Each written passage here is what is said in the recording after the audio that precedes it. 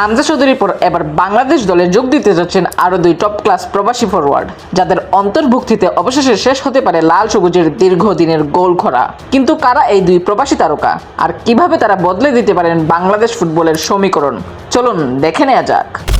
Trevor ইসলাম আমেরিকার university লিগে Stanford কার্ডিনালের হয়ে খেলছেন ট্রেভর ইসলাম। জায়ান আহমেদের মতো প্লেয়ারও কিন্তু এই লিগ থেকেই উঠে এসেছেন।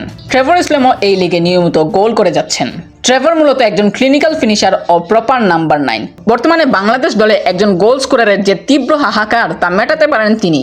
তার গোল স্কোরিং এবিলিটিটাই বাংলাদেশ দলের জন্য আশীর্বাদ হতে পারে। তার মতো ক্লিনিক্যাল ফিনিশার বর্তমানে বাংলাদেশ দলে নাই বললেই চলে। ট্রেভর ইসলামের মূল শক্তি হলো তিনি হাফ চান্সকে খুব সহজেই কাজে লাগাতে পারেন।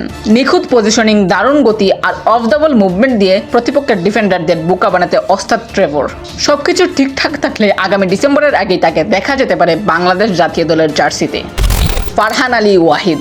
হামজা চৌধুরীর পরে যদি দ্বিতীয় কোনো বড় নাম বাংলাদেশ দলে এসে থাকে সেটা হবে নিঃসন্দেহে ফারহান আলী ওয়াহিদ। ফারহানের ফুটবলের হাতেখড়ি হয় চেলসি একাডেমিতে। বর্তমানে তিনি খেলছেন ফুলহামের অনূর্ধ্ব 21 দলের হয়ে। তিনি মূলত লেফট উইংয়ে খেলে থাকেন।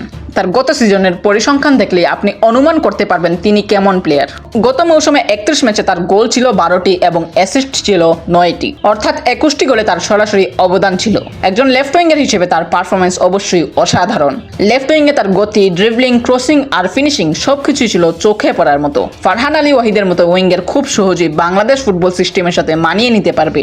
আশা করা যায় সেপ্টেম্বরেই বাংলাদেশের হয়ে মাঠে নামবেন ফারহান আলী ওয়াহিদ।